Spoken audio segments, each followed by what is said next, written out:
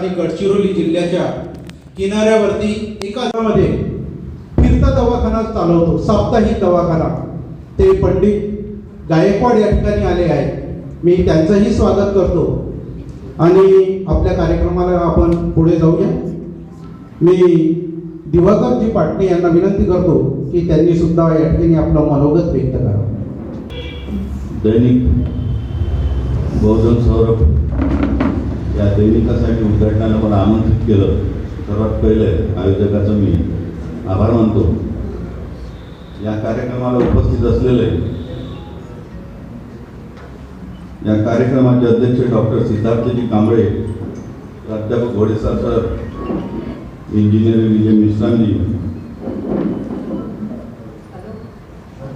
आमचे IAS officer Kishore गजबेजी, आता काँग्रेसवासी झाले, मित्र आहेत आमचे, मध्ये लढाई झाली होती एका इलेक्शनमध्ये, चांगलं व्यक्तिमत्व आहे। माझे मित्र संजयजी शिंदे,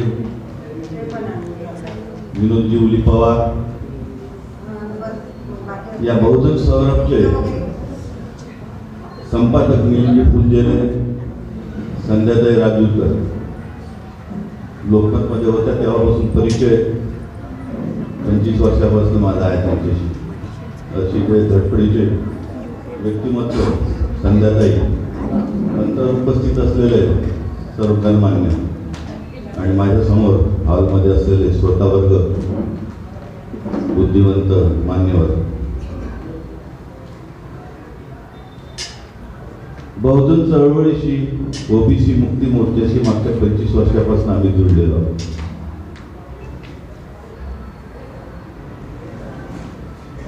समाजासोबत काम करत असताना, लोकांसोबत काम करत असताना प्रस्थापित जे नेतृत्व आहे समाजामध्ये, वेळोवेळी आटघाट्या कशा टाकायच्या, काम कसं करू द्यायचं नाही, कशी टीका टिप्पणी करायची, अशा पद्धतीचे रस्त्यावर अडथळे असलेले आहेत आणि त्यातून मार्गक्रमण करता करता समाज हा इथपर्यंत येऊन पोहोचला आहे। डॉक्टर बाबासाहेब आंबेडकर असो, महात्मा ज्योतिबा फुले असो, सावित्रीबाई असो, शाहू, राजेश्री शाहू असेल, छत्रपती शिवाजी महाराज असेल, मागच्या 200-300-400 वर्षापासून सतत समाजाची उन्नती व्हावी यासाठी हे प्रस्त हे मोठे मोठे लोक लढत आलेले आहेत। परंतु दुर्दैवाची गोष्ट अशी की 80-85% हा OBC समाज असताना आम्ही आमचे दैवत म्हणजे शिवाजी महाराज, आम्ही आमचे दैवत म्हणजे डॉक्टर बाबासाहेब आंबेडकर आणि गौतम बुद्ध एवढ्यापर्यंत सीमित झालेलो आहोत। त्यामुळे बौद्ध समाज किंवा OBC किंवा शेड्यूल कास्ट समाज हा एकत्र येण्यासाठी त्रास पडत आहे। खरं सांगायचं म्हणजे मी ओशोचा फॉलोअर आहे, तसं मागच्या 25 वर्षापासून बुद्धाला मानणारे ओशो, त्यांचे विचार जे बुद्धाने 2500 वर्षाआधी सांगितलं होतं, त्यांचे विचार लोकांना स्वीकारासाठी जवळपास आज 2-2.5 वर्ष लागले। त्यांनी सांगितलेले विचार 500 वर्षानंतर लिहिण्यात आले। त्यांनी सांगितलेला अष्टांगिक मार्गावर आम्ही जगतो का, सम्यक बोध म्हणजे काय, सम्यक कर्म म्हणजे काय, सम्यक संकल्प म्हणजे काय, त्याची परिभाषा आम्ही पलटून टाकली। आज संध्या राजूरकर आणि मिलिंद फुलझेले यांनी एक सम्यक संकल्प घेऊन दैनिक बहुजन सौरभची स्थापना केली। त्याचं अभिनंदन करताना असा विश्वास आहे की एक चांगला संकल्प घेतला। बुद्धाने सांगितलेला 7वा जो अष्टांगिक मार्ग आहे तो सम्यक संकल्प आहे। महात्मा गांधींनी संकल्प घेतला होता म्हणून भारताला स्वतंत्र मिळालं असं आपण म्हणतो, निश्चित आहे। एखादा माणूस म्हणतो की बोल मैं तेरे लिए चांद तारे तोड़ के लाता हूं, हा सम्यक संकल्प नाही, ते आमच्या आवाक्यात नाही, आमच्या शक्तीच्या बाहेर आहे। जी आमची शक्ती असते, आम्ही जो संकल्प पूर्ण करू शकतो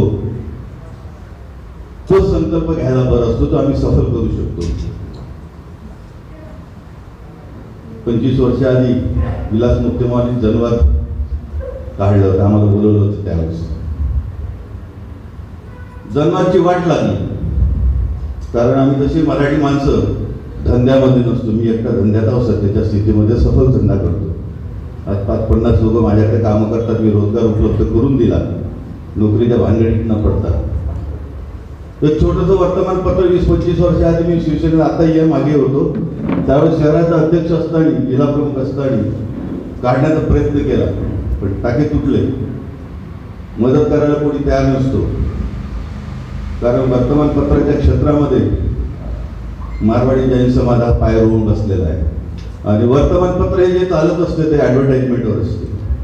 तर सर्वात पहिले उलिपर आणि राजूरकर मॅडमला सांगतो की माझ्यातर्फे आज 25,000ची इथे दैनिक रत्नाची घोषणा करतो, आणि दर महिन्याला माझ्याकडून 5,000 रुपये तुमच्या वर्तमानपत्रासाठी घरपोच पोहोचून द्यायची खात्री देतो. सपोर्ट करणं आवश्यक असते. मराठी माणूस तसाही कमजोर आहे, धंद्यामध्ये नाही आहे. आणि मागच्या मार्च महिन्यापासून कोरोनाने वाट लावून दिली, लोकांच्या नोकऱ्या सुटल्या. वर्तमानपत्र सुद्धा आता एक प्रतिनिधी माझ्याकडे बसलं म्हणून थोडं लेट झालं. मी मग येऊन गेलो 1 वाजता, 12:30 वाजता उलिपर साहेबांना फोन केला होता, बोलले लेट आहे, अजूनपर्यंत चालू आहे. तर तसा टाईम वेळेचा पंक्च्युअल आहे. मी बरोबर 12 वाजता इथे पोहोचत होतो कार्डामध्ये टाकल्याबरोबर. इथपर्यंत आलो, कोणी दिसलं नाही, मग फोन लावला, म्हणजे 1:30-2 वाजतापर्यंत या. 5 मिनिटं आधी पोहोचलेलं बरं असते, आज खुर्ची भेटत नाही लोक म्हणतात. मग कुणाला तरी उठावं लागते, ते इन्सल्टिंग होते. खरं सांगायचं तुम्ही म्हणून वर्ष आपल्या भाषणात म्हणतात, एक उदाहरण देत आहे लाओत्सेचं. चायनीज फिलॉसॉफर होऊन गेला, तो नेहमी यायचा आणि पाठीमागच्या खुर्चीवर बसायचा. खुर्ची नसायची त्यावेळेस, पण पाठीमागे बसायचं. जे लोक चप्पल काढून ठेवायचे तिथे बसायचं. आज जो विचारायचे इकडे नाही, मी तिथेच बसतो. अरे कारण काय? अरे कोणी उठवत नाही आणि कोणी अपमान करत नाही, त्यामुळे शेवटी बसलेलं बरं असतं. ही विनम्रता आज संपलेली आहे. खरं सांगायचं म्हणजे आज आम्ही या दृष्टिकोनातून इथे आलेलो आहोत. सहकार्य सर्वांचं असायला पाहिजे या बहुजन सौरभसाठी. एकदा चालतं वर्तमानपत्र, त्यामुळे आर्थिकदृष्ट्या कमजोर झालं माणूस, ते चाललेलं वर्तमानपत्र असो, चाललेला धंदा असो, बिझनेस असो, आणखी कुठलेही काही असो, नोकरी सोडून. आता तुम्ही बघितलं असेल 8 महिने, 10 महिने, 11 महिने होत आले. Corona corona corona. आता नवीन इंग्लंडमधून एक कोरोना निघाला आणि पुन्हा कालपासून संध्याकाळचं लॉकडाऊन लागू करून टाकलं. बिझनेस कसा करायचा? नोकरी आल्यानंतर बरं आहे, सुट्ट्या असल्या तरी पैसा भेटतो, पगार भेटतो. लोकमतमध्ये आता लोक एवढी महाग झाले होते, आता सरळ आहे. लोकसारखे लोक खाली उतरले. मला म्हणजे 25,000ची ॲडव्हर्टाईजमेंट मी तुम्हाला 5,000 देतो आणि 1 वर 1 फ्री देतो. आता येऊन गेल्या अर्ध्या तासाआधी. ही परिस्थिती मोठ्या मोठ्या वर्तमानपत्राची झालेली आहे. कोणी द्यायला तर नाही, बिझनेस नाही, बिझनेसमॅनच्या याच्यावर डिपेंड आहे हे सर्व वर्तमानपत्र. ॲडव्हर्टाईजमेंट जोपर्यंत येणार नाही तोपर्यंत हे चालणार नाही. त्यामुळे तुम्हा लोकांना सुद्धा विनंती आहे की बहुजन सौरभ चालवायचं असेल, बहुजनांचं मतं लोकांपर्यंत पोहोचायचं असेल तर याला सपोर्ट करणं आवश्यक आहे. आमचे विचार लोकमत देत नाही, नवभारत देत नाही, भास्कर देत नाही. भास्करमध्ये तुम्ही वार पडलास, छोट्या तुम्ही सेकंड पेजवर, थर्ड पेजवर तुम्ही बघा, तुळशीचा विवाह असला, एखाद्या मारवाडी समाजाच्या माणसाने किंवा बायांनी झुला झुलतपर्यंत ते गौरीमध्ये झुला झुलतात ना, त्याचे फोटो काढले तर मोठे मोठे छापून येतात. पण आमचे विचाराचं एखादं काम असलं आम्ही सांगितलं तर नाही छापतात कोणी. त्यामुळे आमचं हक्काचं एखादं वर्तमानपत्र असायला पाहिजे. आमचे विचार त्या ठिकाणी प्रकट झालेले पाहिजे, आमच्या समाजापर्यंत पोहोचायला पाहिजे. आणि माझी कळकळीची विनंती आहे, गजबी साहेबांना सुद्धा निवृत्त आय एस ऑफिसर राहिलेले आहे, एक समाजामध्ये त्यांचं स्थान आहे. मागे उत्तरमध्ये सेकंड पोझिशनवर होते, 55,000 मतं PSP मधून घेतले होते. मागच्या इलेक्शनमध्ये आमच्या खासदार कृपाल तुमानेच्या विरोधामध्ये उभे होते, मस्त वोट घेतले, मस्त मतं घेतली. व्यक्तिमत्व मस्त आहे, चांगलं आहे म्हणून चांगलं म्हणतो आम्ही, खराब नाहीच आहे. अशा लोकांनी सुद्धा या वर्तमानपत्राला भरघोस पाठिंबा द्यावा. आमच्यातर्फे राहणार तर माझी जेवढी मदत होईल तेवढी करूच. त्याचप्रमाणे आम्ही ओबीसी मुक्त मोर्चामध्ये काम करत असताना नितीन चौधरी आहे, नागेश चौधरी आहे, यांच्यासोबत सुद्धा आम्ही कामं केलेली आहेत. अख्ख्या विदर्भामध्ये आम्ही त्या दृष्टिकोनातून दौरे मारले, भाषणं दिले, सर्व दिले, पण लोक काही एकत्र यायला तयार होत नाही. प्रत्येकाने आपापली वेळ आली की आपापली देवी देवताची आठवण येते. नाही, मला इथं पूजेला जायचं आहे, सकाळला उठलं, आंघोळ केल्याबरोबर नाही मला देवघरामध्ये अगरबत्ती लावायची आहे, केव्हा निघणार आमचा समाज बाहेर यायचं तुम्ही, हे काही सांगता येत नाही. अगरबत्ती लावल्याचे दिवस आमचा चांगला जात नाही. अशी लोकांची भावना झालेली, असे संस्कार आमच्यावर पुराणपार टाकण्यात आलेले आहेत.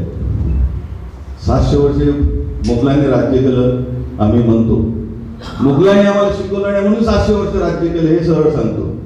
इंग्रजांनी शिकवलं म्हणून 150 वर्ष राज्य केलं ना, आम्ही हाकललं त्यांना. म्हणण्याचं तात्पर्य असं आहे की तुम्ही लोकांना जागृत पायाखाली राखलं, पायाखाली ठेवलं, शिक्षित केलं नाही तर तुम्ही त्यांच्या डोक्यात बसून राज्य करू शकता.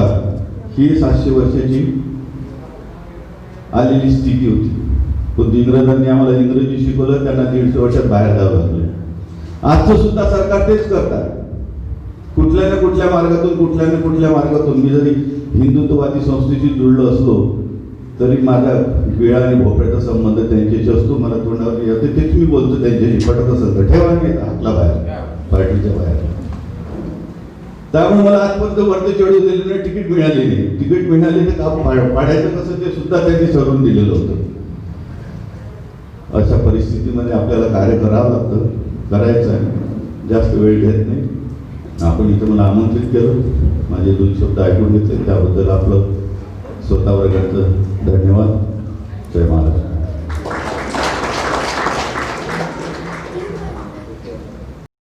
आमच्या शेजारी धावायला येतात, पाटणे साहेब तुम्ही आमच्या या दुःखसुखात सहभागी झाले, तुमचं स्वागत आहे.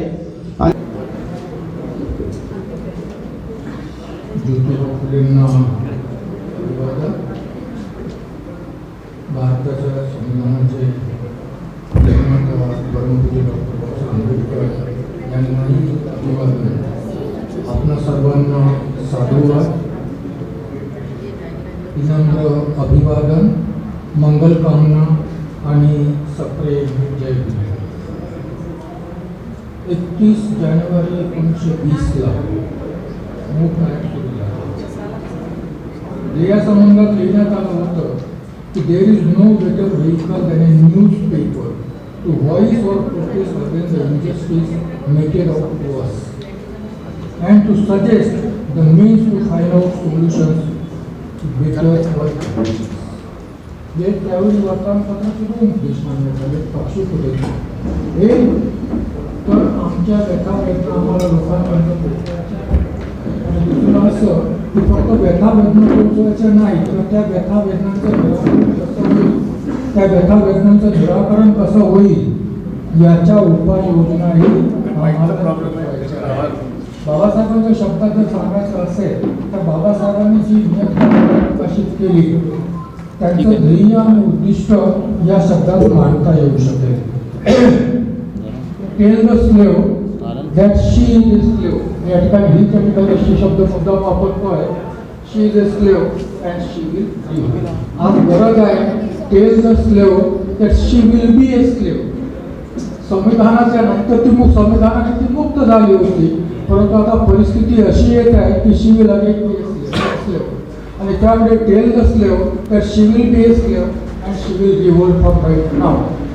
याचा अर्थ असा होतो की गुलामाला गुलामगिरीची जाणीव करून देण्यासाठी मूकनायकाचा जन्म झाला, बहिष्कृत भारताचा जन्म झाला, जनतेचाही जन्म त्याच कालावधीमध्ये त्यासाठी झालेला आहे. आणि मग स्लेवला जर सांगायचं असेल की तू गुलाम आहेस किंवा गुलाम होणार आहेस, तर याचा अर्थ असा आहे की गुलामाला गुलामीची जाणीव नाही म्हणून तो गुलाम आहे. गुलामाला गुलामीची जाणीव झाली तर त्या गुलामीतून सुटकेची क्षमताही त्याच्यात आहे याची जाणीव निर्माण करावी लागते.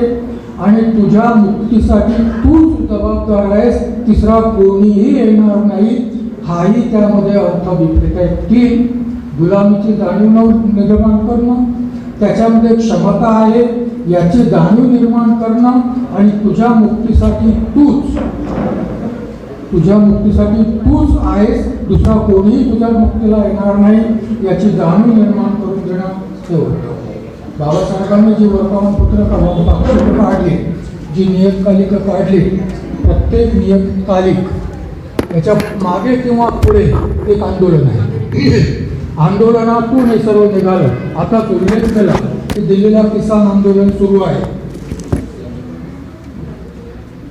त्या आंदोलनाची निर्मिती म्हणजे ट्रॉली टाइम्स. गोदी मीडियाचा प्रतिकार करण्यासाठी ट्रॉली टाइम्सचा आधार त्यांना घ्यावा लागला. मूक नाईक जेव्हा निघालं त्याच्या आधी 1919ला डॉक्टर बाबासाहेब आंबेडकरांच्या सार्वजनिक जीवनाची पॉलिटिकल लाईफची सुरुवात साऊथ बोरो कमिशनला निवेदन देण्यापासून झाली. साऊथ बोरो कमिशनला निवेदन देण्याच्या विस्तारात मी जाणार नाही. साऊथ बोरो कमिशनला निवेदन याचा अर्थ असा, आम्हाला मताचा अधिकार पाहिजे, आम्हाला पॉलिटिकल पार्टिसिपेशन पाहिजे, आम्हाला पॉलिटिकल रिप्रेझेंटेशन पाहिजे, आम्हाला सत्तेत भागीदारी पाहिजे, त्याशिवाय आमची मुक्ती नाही. हे 1919 आणि मग पाक्षिक निघालं 1920ला. बहिष्कृत भारत विस्तार झाला. मूक नायक म्हणजे काय? मूक नायक समाज मुका होता. समाज का मुका होता? एवढ्याच करता मुका होता की समाजावर धर्माने, वर्ण व्यवस्थेने, जाती व्यवस्थेने गुलामगिरी लादलेली होती.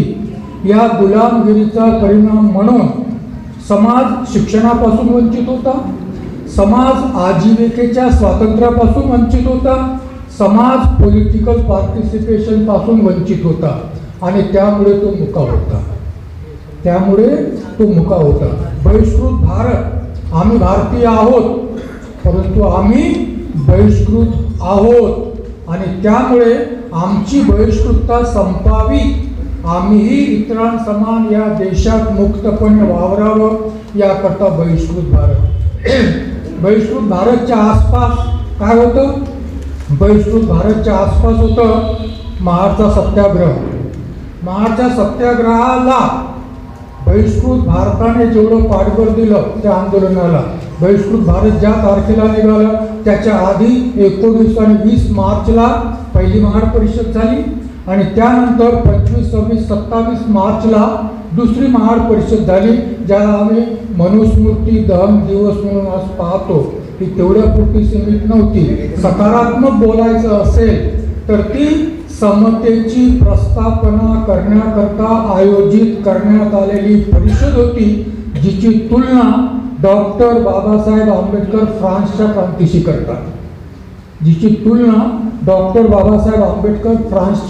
क्रांतीशी करतात. आणि मग फ्रान्सच्या क्रांतीतून जी मानवाधिकाराचा जाहीरनामा घोषित केला, तोच जाहीरनामा डॉक्टर B.R. आंबेडकर महाडच्या सत्याग्रह परिषदेमध्ये घोषित करतात. हे त्या परिषदेचं महत्त्व. जेव्हा जनता निघालं तेव्हा doctor Babasaheb Ambedkar round table कॉन्फरन्समध्ये होते.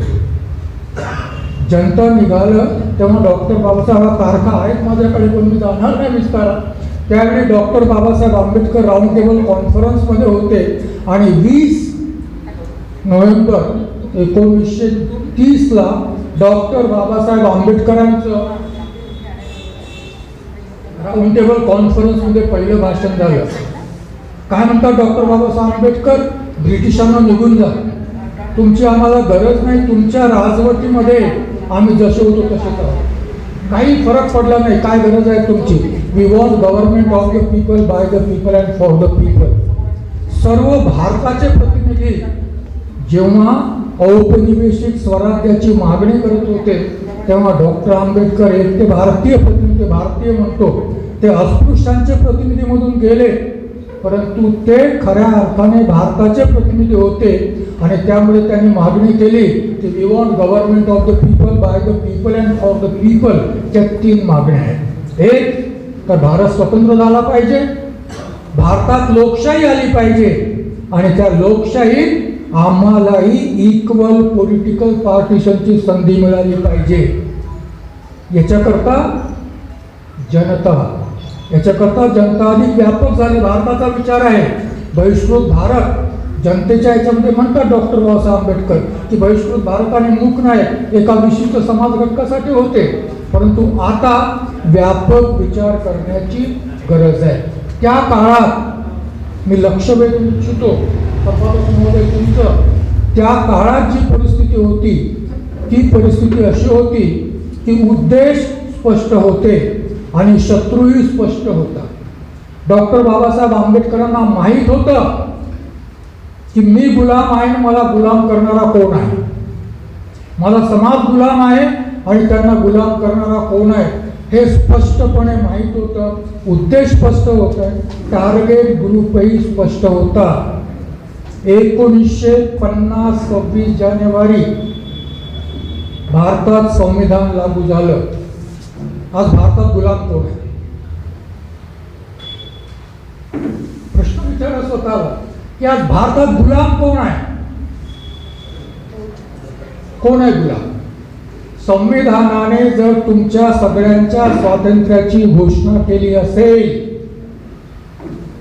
तुम्हाला फंडामेंटल राईट्स दिले असतील, बाबासाहेबांनी राऊंड टेबल कॉन्फरन्सच्या नंतर जेव्हा स्टेट्स अँड मायनॉरिटीज लिहिलं ते मिनी संविधान आहे, त्या संविधानामध्ये 3 प्रकारची प्रावधानं होती जी भारताच्या संविधानात आलेली आहेत आणि त्यामुळे भारताच्या संविधानाला डॉक्टर बाबासाहेब आंबेडकरांची सोशो इकॉनॉमिक पॉलिटिकल फिलॉसॉफी म्हणतात, किंवा त्या फिलॉसॉफीला दुसरं नाव द्यायचं असेल तर सेक्युलर लिबरल डेमोक्रेटिक फिलॉसॉफी असंही म्हणता येईल. 3 गोष्टी: सर्व भारतीयांसाठी फंडामेंटल राईट्स, अल्पसंख्याकांसाठी विशेषाधिकार आणि त्यातही पददलित, ओबीसी, पददलित आणि आदिवासींसाठी कॉन्स्टिट्यूशनल सेफगार्ड्स दिलेले आहेत. संविधानामध्ये हेच आहे.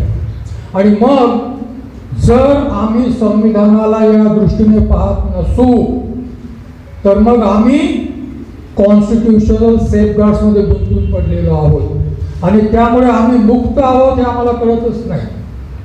आम्ही मुक्त आहोत, संविधानाने आम्हाला मुक्त केलं हे कळतच नाही. आणि या कॉन्स्टिट्यूशनल सेफगार्ड्सचा परिणाम असा झाला की जो समाज घटक स्वतःला आज गुलाम आहे असं समजतो, त्या समाज घटकातही असा एक वर्ग प्रस्थापित झालेला आहे की जो गुलामीत राहू शकतो. माझं म्हणणं समजून घ्या. त्या प्रत्येक गुलाम समाजामध्ये असा एक प्रस्थापित व्यवस्थेमध्ये हितसंबंध स्थापित झालेला असा एक वर्ग निर्माण झालेला आहे की जो स्वतः गुलामीत राहू इच्छितो आणि त्याच्या माध्यमातून समाजाला गुलाम करणाऱ्या शक्ती इतर समाज घटकांना गुलाम करू इच्छितात. लढणार कोणाविरुद्ध? तुमची लढाई कोणाविरुद्ध आहे? आणि त्यामुळे काही लढाई विशिष्ट समाज घटकाविरुद्ध नाही, ही लढाई फिलॉसॉफीची आहे. ही लढाई फिलॉसॉफीची आहे आणि फिलॉसॉफीच्या आधारावर निश्चित करावं लागेल की आमचा मित्र कोण आणि शत्रू कोण हे निश्चित करण्याची गरज आहे. जो हिंदुत्ववादी फिलॉसॉफी मानतो, कारण काहीही असेल, तो माझ्या जातीचा असू शकतो, तो माझ्या धर्माचा असू शकतो, परंतु तो माझा नाही या मुक्तीच्या संघर्षामध्ये, या मुक्तीच्या लढाईमध्ये तो माझा नाही, तो माझा शत्रू आहे. परंतु जो डॉक्टर बाबासाहेब आंबेडकरांची सोशो इकॉनॉमिक पॉलिटिकल फिलॉसॉफी जी मानवाच्या मुक्तीची फिलॉसॉफी आहे ती मानतो, मग तो कोणत्याही समाजाचा असेल तर तो माझा मित्र होऊ शकतो. त्यामुळे ही लढाई आम्ही विरुद्ध ते नाही, आमची विचारधारा विरुद्ध त्यांची विचारधारा अशी लढाई आहे. तुमच्या या उपक्रमाला, आपल्या या उपक्रमाला मी दीर्घ आयुष्य चिंतितो, परंतु ही लढाई कोणाच्या विरोधात नाही, ही लढाई फिलॉसॉफीच्या विरोधात आहे. तुम्ही ही भूमिका घ्यावी, कारण ती फिलॉसॉफी मानणारे माझ्याही समाजात आहेत, ती फिलॉसॉफी मानणारे माझ्याही समाजात आहेत. आणि बाबासाहेबांची फिलॉसॉफी मानणारे त्याही समाजात आहेत आणि म्हणून बीजेपीला मागच्या निवडणुकीमध्ये 39% मतं मिळाली. मग 69% लोक कोण आहेत? हे 69% लोक कोण आहेत? सगळं म्हणजे हे पर्सेंटेज कोणाचं आहे? ज्यांनी मत दिले त्यांचं आहे. जर त्यांना 39% मतं मिळाली असतील तर मग उरलेले 61% लोक कोण आहेत? फक्त तुमच्या आणि माझ्या समाज ज्याला म्हणतो, जाती जमातीचे म्हणतो, तेच आहेत का? नाही आहेत. आणि म्हणून एका विशिष्ट समाजाचा विरोध ही भूमिका आता कालबाह्य झालेली आहे. संविधान स्वीकारल्यानंतर आम्ही मुक्त आहोत. आमची मुक्तता हिरावून घेऊन आम्हाला गुलाम करणाऱ्या शक्ती, त्यांच्या विरुद्ध आमची लढाई आहे. त्यांच्या फिलॉसॉफी विरुद्ध आमची लढाई आहे. आणि जर आपण सर्वांनी या वर्तमानपत्राची भूमिका मांडताना मी माझा वंदना संघ मिलिंद माहीत आहे की गेल्या 13 वर्षापासून 2007 पासून मासिक चालवतो. रेग्युलर निघताय, कोरोनामुळे बंद पडलं. गजबे साहेब आमच्या आश्रयदाते आहेत. आम्हाला पैशाची कमी नाही कधी. आम्ही ठरवलं होतं की लागलं तर आम्ही देऊ, परंतु आम्हाला द्यावं लागलं नाही आतापर्यंत. ठरवलं होतं की पैशाने बंद पडणार नाही असं माझे कलीग म्हणतात आणि मॅटरने बंद पडणार नाही ही माझी जबाबदारी आहे. मॅटरने बंद पडणार नाही, दोनच गोष्टी लागतात ना, पैसा आणि मॅटर. अडचण अशी आहे की पैसा असेल तर चालतं आणि मॅटर असेल तर पैसा नाही. मिलिंदजी, पैसा असेल तर निघतं सुरुवातीला, परंतु नंतर मॅटर असेल तर पैसा मिळतो. You have to be more careful about this. फक्त पैशाने नाही चालत. नंतरच्या काळात पैसा असूनही चालत नाही. इंजिनिअरिंग असोसिएशन म्हणतं आजही की आम्हाला मासिक नाही चालवत आहे, मॅटर मिळत नाही. आपल्याकडे उदाहरणं आहेत, सगळे पॉझिटिव्ह निगेटिव्ह उदाहरणं आपल्याकडे आहेत. आमच्याकडे पैसा आहे परंतु मॅटर नाही मिळत. दोन्ही गोष्टी आहेत, दोन्ही गोष्टी पाहतात आणि यासाठी दृष्टी स्पष्ट असावी. समाजाला दृष्टी द्यायची असेल तर माझी दृष्टी स्पष्ट पाहिजे. जर माझी दृष्टी स्पष्ट नसेल तर मला समाजाला स्पष्ट दृष्टी येणार नाही. मी मूकनायकापासून, बहिष्कृत भारतापासून, जनतेपासून हे शिकलो की आंदोलनासाठी सगळ्यात महत्त्वाचं माध्यम वृत्तपत्र आहे.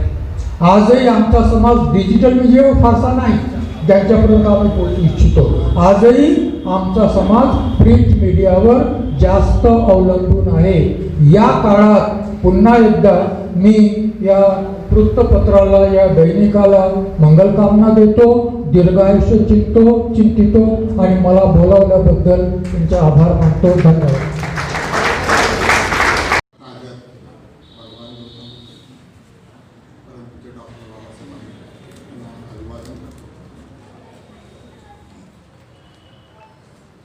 बहुजन सौरभ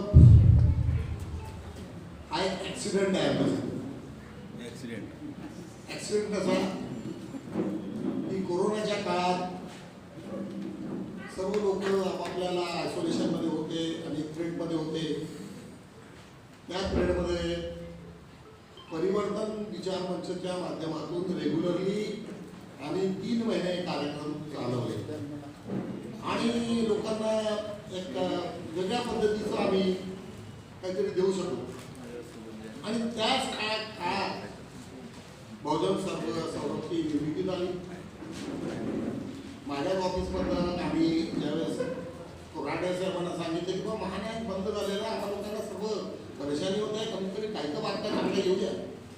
ते म्हणाले की मी 15 दिवसात तुम्हाला उत्तर देतो, महिन्यात देतो. करता त्यांनी काही आम्हाला काही हे दिलं नाही. काही औरंगाबादमध्ये काही टायटल्स ज्याच्याकडे चांगले होते त्याची आम्ही शोध घेतला. त्यांनी 5 लाख असं काहीतरी तिथे बोलत होता. आणि त्याच्यानंतर मग आम्ही रजिस्ट्रेशनला गेलो. ॲक्सिडेंटल तो 5व्या नंबरचं टायटल आम्हाला ते मिळालं. आणि असा तो ॲक्सिडेंटल हे झालं. आणि पहिल्याच दिवसापासून माझ्या मागे लागलेलो कि वर्तमान पत्र अरे हाँ तुम कर रहे आपके साथ खेल रहे हो.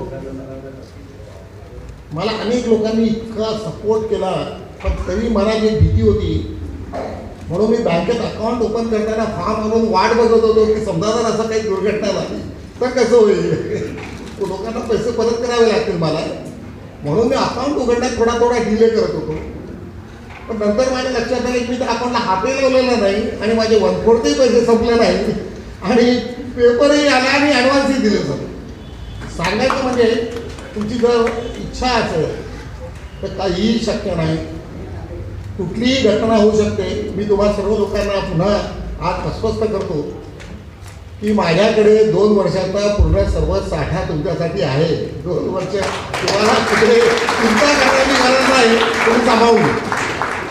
कुठल्याही युद्धाला आपण जातो तर सर्वात पहिले आपल्याला खाण्यापिण्याची आपली सोय किती केली हे अत्यंत महत्त्वाचं असते.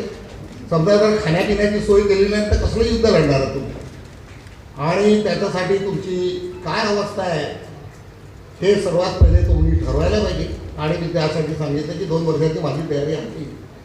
आणि आता ह्या पद्धतीने सर्व लोकांचा जो विश्वास आणि जे दाखवत आहे हे फार माझ्यासाठी एक आव्हान आहे की आता आपल्याला याच्याशिवाय आता दुसरा पर्याय नाही आणि आता ही काळाची गरज आहे. आम्ही ज्या दिवशी किशोर कबीर यांच्या घरी गेलो, त्यांचा अभ्यास वर्तमानपत्रातला पाहून मी दंग राहिलो. त्यांनी ज्या बारीक बारीक गोष्टी त्या टायटल आणि याच्याबद्दल चर्चा केल्या, सगळं सरप्राईज. बापरे म्हटलं ह्या लोकांना किती डेप्थ आहे. मी ज्या दिवशी आम्ही विजय मिश्रा सरांना बोलावलं आणि ज्या पद्धतीने त्यांनी बोलले असं वाटलं की बापरे, म्हणजे लोकांमध्ये एवढी ऊर्जा आहे आणि ती ऊर्जा आपण आपल्यावरती इतका लोक विश्वास टाकते, so I can to do something. आणि त्या याच्यातनं हे केले. फॉर्च्युनेटली माझं बॅकग्राऊंड म्हणजे मी इन्शुरन्स म्हणजे गजबे सरांचे मोठे बंधू प्रकाश आणि आम्ही एकाच कॉलेजमध्ये होतो. तेव्हापासून आमची फॅमिली होते, त्यांचे संबंध घरचे, आणि मी त्यांना सर्वच ठिकाणी पाहिलेले. माझ्या बाबतीतही माझी मिसेस चांगल्या स्केल 5 ऑफिसरमध्ये IOCला आहे, पोरही चांगल्या ठिकाणी नोकरीला आहे. त्याच्यामुळे आता माझ्यावरती काही लायबिलिटी राहिलेली नाही आणि माझे सोर्सेसही चांगले. म्हणजे सांगायचं म्हणजे असं की आता आपल्याला 65वीत आता मला काय करायचं, कुठल्याही इलेक्शन लढवायचं नाही, कुठल्या पॉलिटिकल पार्टीमध्ये कुठे शेल्टर घ्यायचं नाही, तर त्याच्यामुळे कोणाच्या समोर काही जाणं आणि कोणता इन्फ्लुएन्स काही इम्पॅक्ट करेल माझ्यावरती असा काही तो दूरपर्यंत प्रश्न. कारण ज्या लोकांना प्रसिद्धीची हाव आहे अशातलं मी बिहाइंड दी कर्टन राहून सर्व आम्ही कामं केली. आज अशा परिस्थितीमध्ये तुम्हा सर्व लोकांचं एक आव्हान आहे. मी तर असा विचार करतो की मी सकाळीचाच विचार करतो, आम्ही रोज 4:30-5 वाजता आम्ही रोज गाडी घेऊन आम्ही निघत होतो. कशी काय प्रक्रिया चालते, कसं हे होते, वर्तमानपत्र काय, अजून कुठले एवढीच आपण ओपन करू शकतो, आपण जर या लोकांना जर आपण दिलं 40% जर कमिशन दिलं तर काय होईल. आम्ही सातत्यानं त्याच्यावरती चर्चा करत आहोत. आणि मला असं वाटतं की जे ट्रॅडिशनल वेजनी जे पेपर चालत आहे त्याच्यामध्ये खूप डिफेक्ट्स आहे. इव्हन त्या ॲडव्हर्टाइजमेंटमध्ये मी असा विचार केला अनेक लोकांना की तू काहीतरी सुरू कर, की तुला फ्री एड देईल, फ्री ॲडव्हर्टाइजमेंट देईल, तुझा ज्यावेळेस धंदा वाढेल त्याच्यातलं तू थोडंसं कॉन्ट्रिब्युशन आम्हाला दे. आता सध्याच्या वर्तमानपत्रात काय करते, तुमची ॲडव्हर्टाइजमेंट झाले 3 दिवस संपले की गो. पण जर आमचे काही पोरं असतील आणि त्यांनी जर व्यवसाय सुरू केला असेल आणि ते म्हणत असतील किंवा जोपर्यंत मी एस्टॅब्लिश होत नाही तोपर्यंत तुम्हाला सपोर्ट करा, आम्ही सपोर्ट करू त्याला. किती दिवस असेल, रेग्युलर त्याचा कॉलम चालेल, रेग्युलर सर्व होईल. जर तो कन्सेप्ट जर थोडासा तुम्ही अल्टर केला, बदल केला, त्याच्यात जर काही सुधारणा केली तर मला असं वाटते की वर्तमानपत्रात खूप शक्ती आहे.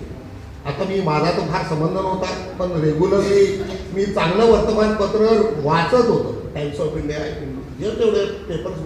आणि मधल्या पिरियडमध्ये इतकं इरिटेशन झालं होतं की मी वर्तमानपत्र वाचणंही सोडलं होतं.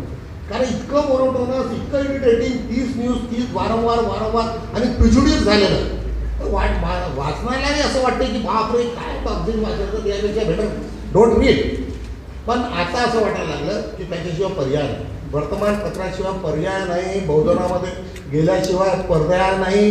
आणि ते जायसाठी तुमचे जर 10ही लोक आमचे मजबूत असले तर ते सर्वात ते आम्ही पुन्हा त्याच्यात घेऊन जाऊ. दुसरं, कुठलाही आमच्याकरता हिडन अजेंडा नसतो.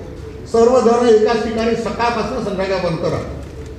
एखाद्या कॅबिनमध्ये कोणी जात असेल तर तिथे काहीतरी शिजेल, पण माझं ऑफिस, आमचं ओपन असेल, एवढीची छोटीशी गोष्ट असली की आपण मोठमोठ्या पद्धतीने त्याच्यावरती इंटरप्रिटेशन करतो. आणि मी असं त्याच्या आधी मी खूप सारे व्हिडिओ पाहिले इंटरनॅशनल लेवलला कोणते कोणते कसे कसे वर्तमानपत्र जगात चालले, अमेरिकेत कसे चालतात, जपानमध्ये कसे चालतात, वेगवेगळ्या ठिकाणी, आणि सर्व ठिकाणी मला आशादायक उत्तरं मिळाली.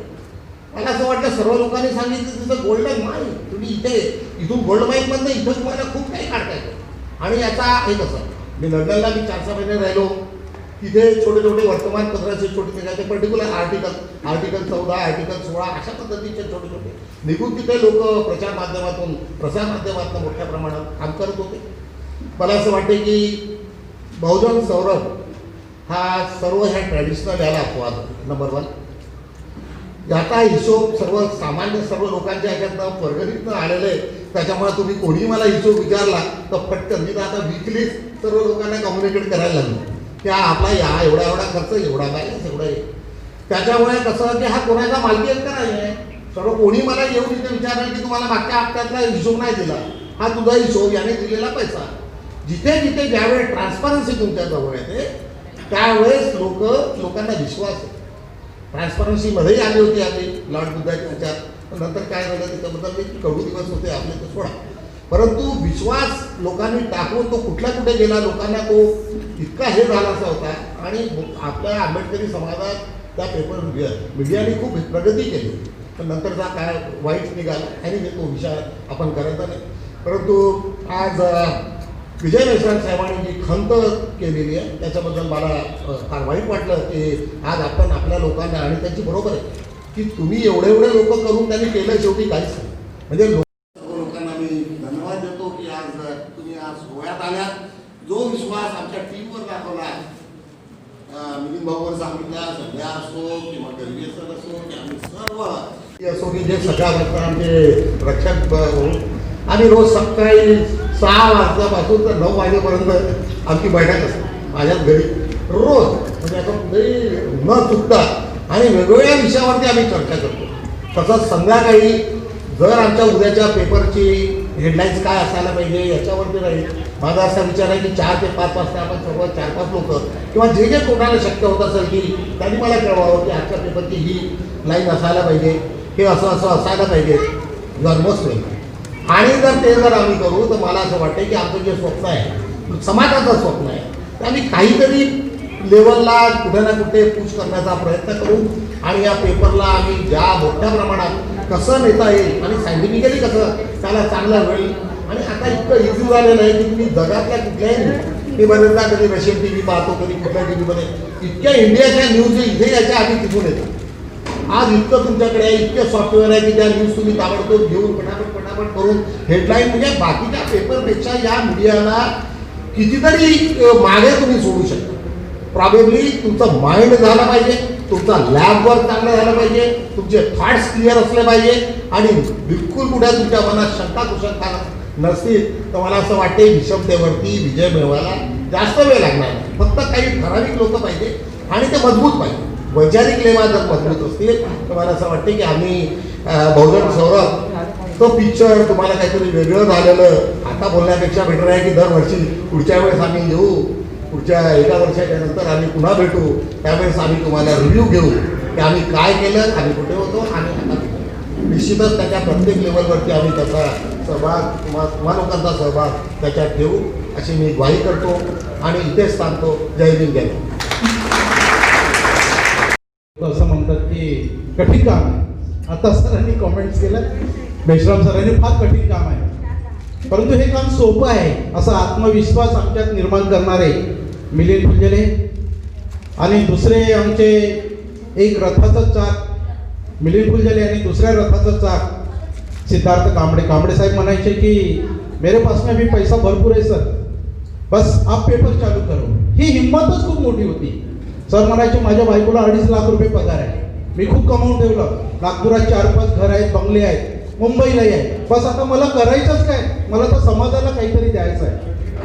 आणि ज्याप्रमाणे आपली प्रॉपर्टी ही शेती असेल, घर असेल, बंगला असेल, हा आपल्या मुलांना हस्तांतरत होते, त्याच पद्धतीने ही 2 माणसं सातत्याने विचार करत होती की विचाराचं सुद्धा हस्तांतरण झालं पाहिजे एका पिढीकडून दुसऱ्या पिढीकडे विचार केले पाहिजे, इतका मोठा विचार हा आमच्या नेहमीच्या बैठकीत असायचा. कांबळे सर, आपण जो विश्वास दिला की आपण 1 वर्षानंतर पुन्हा भेटू या सभागृहात 1 वर्षाचा आनंद आपण साजरा करू. या कार्यक्रमाचं अंतिम आभार प्रदर्शन विनोद उली पवार, जे आमच्या दैनिक बहुजन सौरभचे उपसंपादक आहेत आणि सातत्याने त्यांनी ओबीसी समाजाला, बहुजन समाजाला महानायक ते बहुजन सौरभपर्यंत आमच्यासोबत जोडून ठेवलं. ते ओबीसी समाजाचे विचारांचे आंदोलनाचे भाष्यकार विनोद उली पवार आभार प्रदर्शन करतील अशी मी त्यांना विनंती करतो.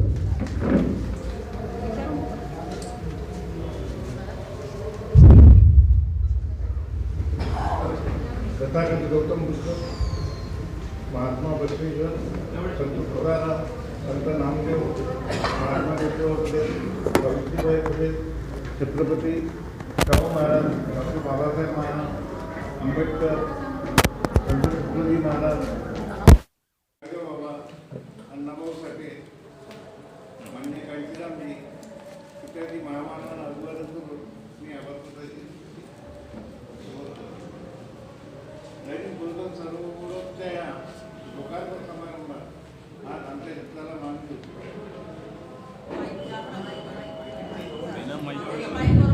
आमच्या क्षेत्राला मान देऊन आणि आमच्या बहुजन सौरभचे